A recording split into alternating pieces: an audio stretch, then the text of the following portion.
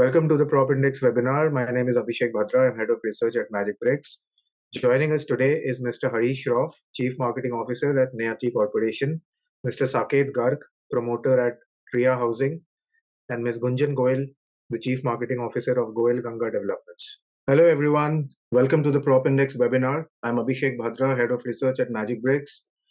At a time when Indian real estate is at its peak and all markets are concurrently moving ahead, consistently rising forward, we bring to you this panel discussion wherein we are going to discuss from some of the leading developers of Pune's real estate landscape on how the markets are faring today and how do they see the market going forward. I'm going to give a brief presentation on the PropIndex report before we start, which will talk about the key insights and the key findings and how has the market performed over the last 3 months. PropIndex has been a leading publication that Magicbricks has been publishing for over a decade now. We cover the demand and supply analysis, rate movement, market trends, and key projects and key developers on pan-India and on the key markets around India. We also cover the key localities and, basically talk about what are the key segments which are moving up and, what is moving down in terms of sizes, in terms of BHKs, and also in terms of configuration. We do this on the basis of more than 2 crore monthly visitors that visit the MB portal on a monthly basis and on the basis of 15 lakh plus listings, which is the highest on any property portal in India. If I talk of demand, the last 2 years, which is post-COVID, has been significant in terms of the demand consistently rising. We have seen a consistent upward movement in the number of searches happening for almost all the cities and all the localities in India. However, if you look at the last quarter, we are seeing slight moderation in the demand, wherein the growth is there, but it's slightly at a lesser rate than what we have been seeing over the last couple of years. Of course, it still is higher than what we witnessed between 2020 and 2021 during the COVID phase. But early signs of stabilization, favorable government policies, with the government with elections now over, and probably the focus getting back on affordable housing, infrastructure development, all of that obviously augurs very well for the market. There is strong demand and supply of under construction properties that we are also seeing, wherein a lot of new launches are coming up. Land deals have peaked in almost all the cities pan India, and all of that seems to be taking the market to a more balanced state over the next couple of years. If I look at the segment wise analysis, 2 BHKs in Pune have been in flavor for many years now. It seems to be the same.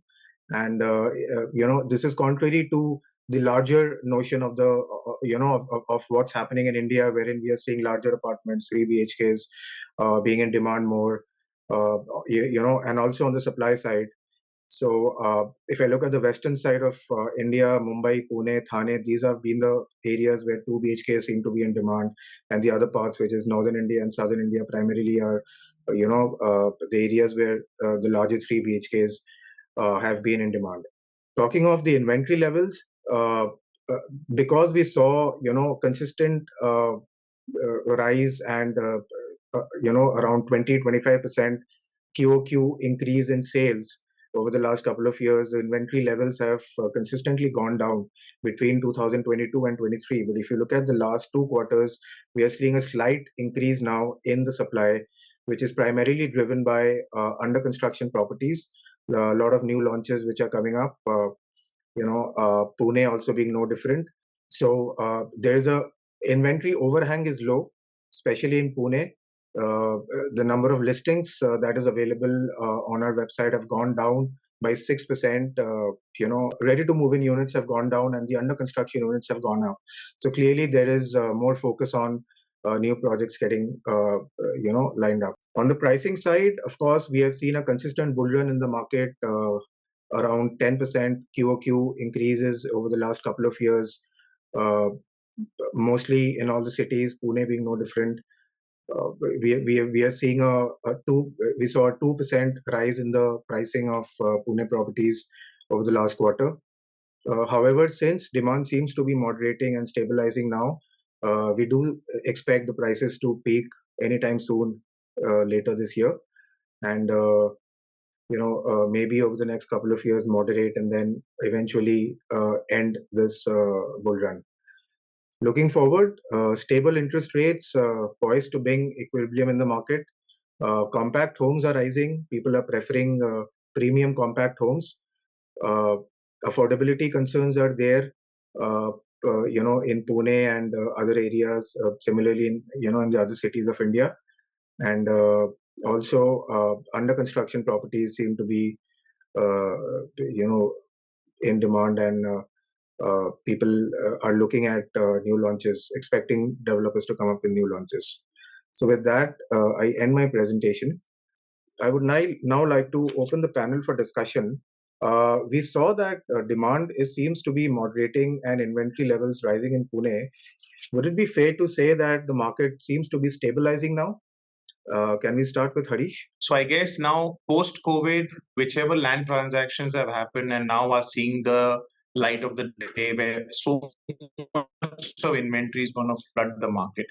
And I think, Abhishek, another reason is that the opportunities, actually, especially in Mumbai, have kind of shrunk. So the category A developers, the Oberois, the Hiranandanis, the Tatas, the Reliance, and there's so many companies, Mahindras, Godrej's, they've been entering the Pune market significantly. And they're not the ones to buy small land parcels. They're actually the ones to buy like 20, 30, 40, 60 acres also. So that is going to be significantly, keeping the supply trickle on, I feel, personally. Great.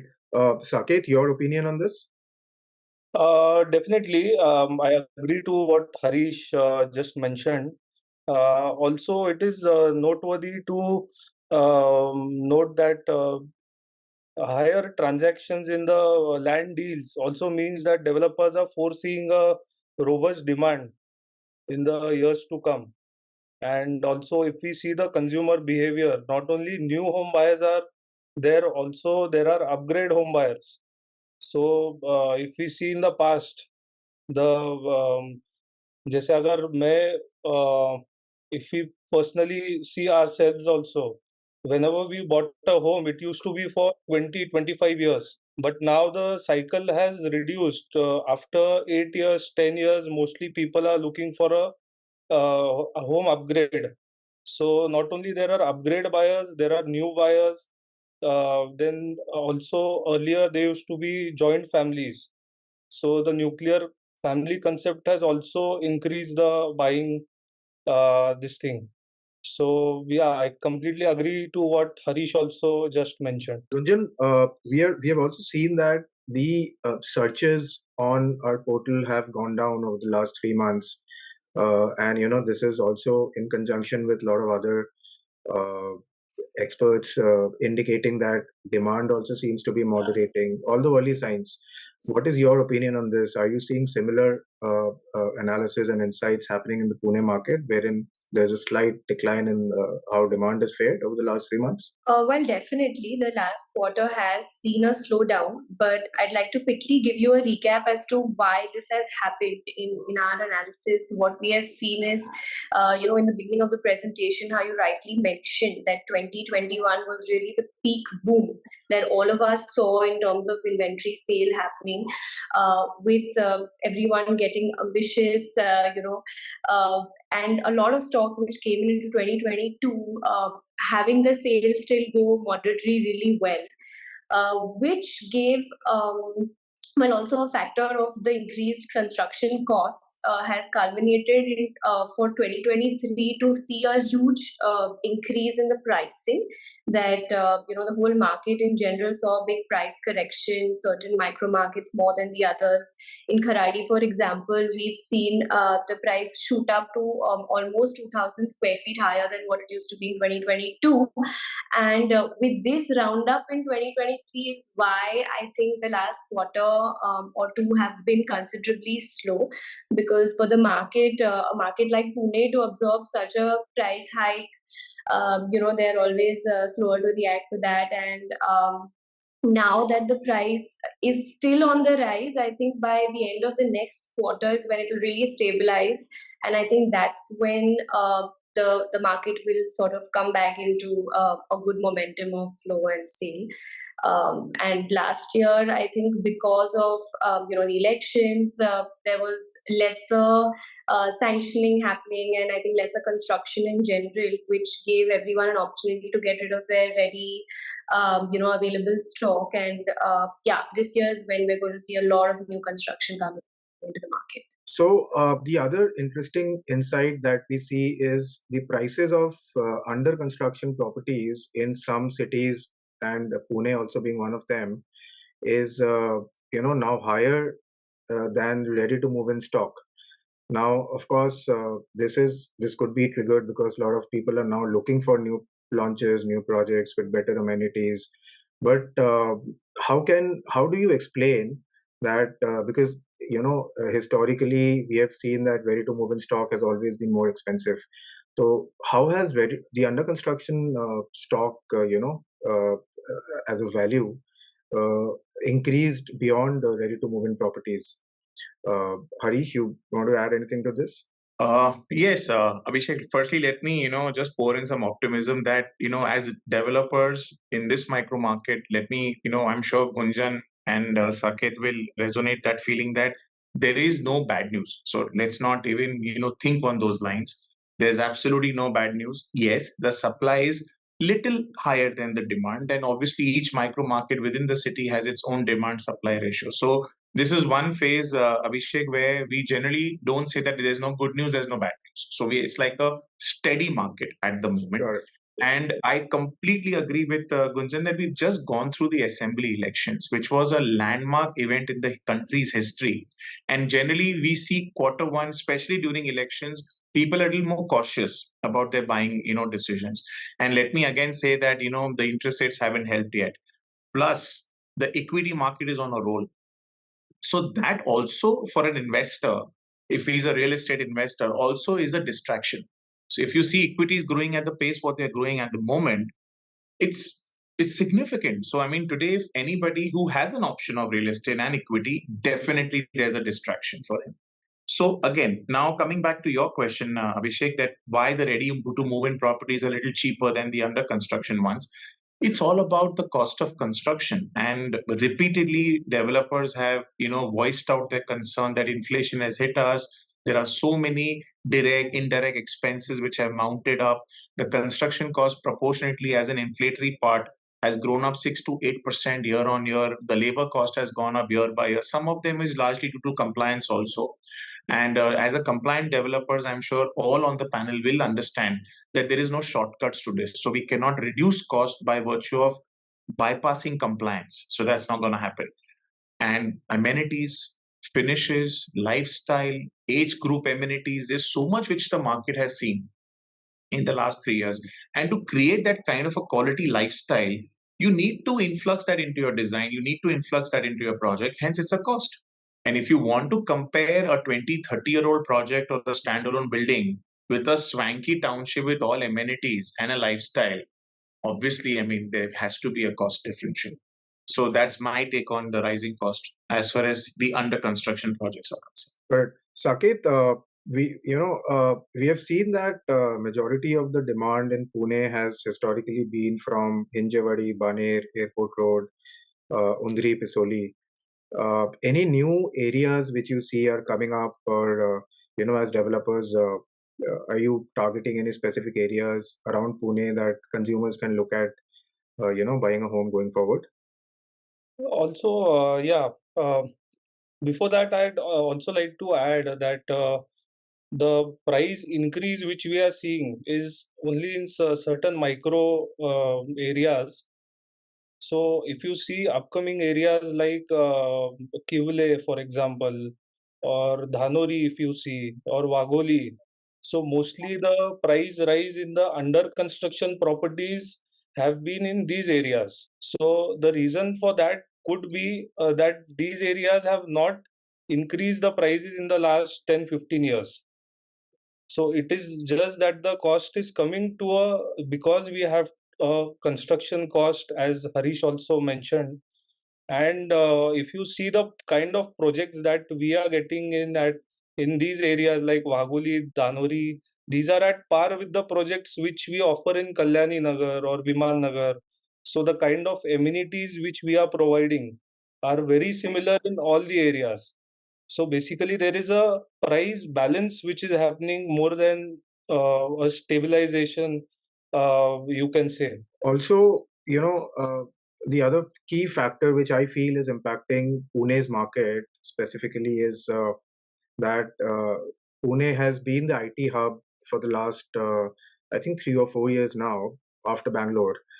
But recently there was a slight slowdown in the IT hiring and the entire industry landscape per se. Uh, did that have any effect on Pune's residential market or rental market by any far? Gunjan, you want to talk about that? Yeah, definitely. There was a slump, I think, until last year in the IT sector. Although, considering how vast the industry and sector is, and the presence in Pune, we all, have seen the benefits of sort of the demand increase because of this whole IT migration to Pune. Like you rightly said, after Bangalore, it's the biggest in the country, and the work from home model, etc., I think also impacted a lot of remote work culture. But I think in the last 2 quarters, companies have started recalling the employees back, and with everyone moving back to the city and not working from their hometowns, we're again seeing the demand come up of residential around these IT hubs, which is Kharadi, Magarpatta. I think your previous question was which are the areas seeing a surge. So Hadassar, Magarpatta is actually seeing that increase in demand at the moment because of the IT presence in that neighborhood. The IT work culture now coming back, like work from office also coming up.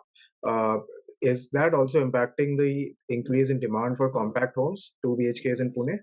Yes. So until last year, I think the trend was moving back to a 3 and 3.5, 4 BHK. But this year, somehow we're seeing an increasing demand of 2 BHKs in and around these IT areas because of the people moving back and wanting to be located in. So, Harish, just wanted to understand, you mentioned that under construction. So there are a lot of land parcels which developers have bought, and a lot of transactions have happened. As developers, how do you see that, in terms of the segmentation in the market? I mean, do you see more luxury homes coming up in the future, or is the focus going to be on affordable homes coming up? How are these land parcels going to be utilized by developers? See, I'll tell you, it all depends on the scale of the land. I mean, if you're talking about anything about like a 5-10 acreage and above, so obviously it has to be little on the outskirts, considering the micro markets which are already flourishing very well. So you will see a very large cap transaction happening in those micro markets. So if you talk about luxury, the percentile of the billionaires as compared to the other strata is very, very less. So luxury will always have its thing, but it's not a volume game there. Like, any good project coming in a city center will have not more than 200, 300 apartments. So it's not that when a master developer announces a huge township, so we are talking about 3, 4, 5,000 units coming in. So definitely the flavor is affordable luxury. That will drive, in my opinion, about 80% of the market. 20%, of course, people who generally want to be a part of a certain pin code of the city, they have to, look at luxury in those pockets only. So I would see 80% is affordable luxury coming in the price band of 6 to 8,000 rupees per square foot on the chargeable area. And luxury, if I say 15,000 and above, will be 20% of the market strata. Correct. Saket, your take on that? I think also the affordable luxury segment will flourish, and the demand will be quite robust also because of the increased connectivity. As we are seeing, the Pune Metro is starting in phases. So people are now ready to move a bit ahead of the city. So earlier it used to be area centric. Like if a person staying in Aund, he was looking for a property in Aund only. But now people are ready to move to other areas a person who is buying in Aund, he's ready to buy in Balewadi, he's ready to go to say Nashik Fata, or he's ready to move to a completely different area, say Kalyani Nagar. So this was not there 10-15 years back. Got it.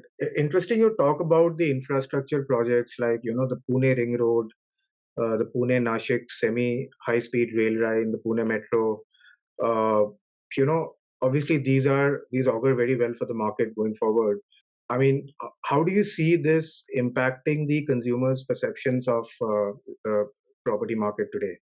Definitely, as I said, the increased connectivity will offer people to move to different areas. So there won't be any concentration of buyers in one specific area. So it will be like a relay. So everyone will go to buy everywhere. And there is a robust demand. If we see in our personal numbers, so the sales haven't dropped. The projects are getting sold at launch. Definitely, even if there is consolidation, uh, there will be a lesser speed of buying, but definitely not that there's no problem as such, as Harish also mentioned earlier. So there is no bad news. Got it. Gunjan, just wanted to come to you and just understand that we have seen that investors are also heavily invested in the real estate market today. So, as a developer, how do you see the customer mix shaping up? I mean, what percentage are investors versus end users, specifically in Pune? Well, Pune has always been dominated by a heavy end user market trend. But in the last decade, we have seen a high inflow of investors, whether it's the locals or people from outside of Pune, even outside the country, investing in Pune because of the stable rates and the steady ROI that people have been receiving. So I'd like to say safely a ratio of 75 to 25% is what we see as a end user versus investor buying pattern with our projects, because last 2-3 years have given really high rental yields to a lot of investors in certain micro markets, which is attracting them to sort of invest and increase their portfolio in the real estate investment segment. Yeah. Great. And I think I would also want to add that Pune has also been a very lucrative rental market for investors because the rental yields are pretty high as compared to some of the other markets, especially if you look at Mumbai and Thane and the northern markets. So that way, yeah, I mean, I agree with you on that lens. If I talk of the next 5 to 10 years, how do you see the market shaping up in terms of when do you see the growth surge moderating? When do you see the graph moderating and then coming down? I think Pune will witness in the next 5 years, as I see, is a golden period for the city, because we're talking about, as Saket rightly pointed out, metro connectivity is on the offering, international terminals are opening up. There is a great connectivity which will bond Bombay and Pune very shortly through the express highway. So there are many inroads coming into infrastructure. And the last 6 months has witnessed 47% of the office space consumption by co-working companies. So you talk about the SmartWorks, the WeWorks, the AWFIs, they're all over the place. So that means they are also looking at a demand being coming in. Sure. And for that, obviously, then housing is the driving factor. That's always a beneficiary to that. I don't see any reason the demand in the next 5 years to slow down, especially considering migration in the city through education, through healthcare, through people coming in for a better lifestyle. IT will continue to drive the employment opportunities, and no longer Pune is just an IT hub. I think it's quite diverse right now into a financial hub in the making as well. So 5 years down the line, absolutely no problem. Great demand building. I completely resonate with Harish there. I think we are going to see an explosive growth in the next 5 years easily, with the infra coming in, the social infra already on the rise. Pune has been termed as the most livable city in India for a right reason.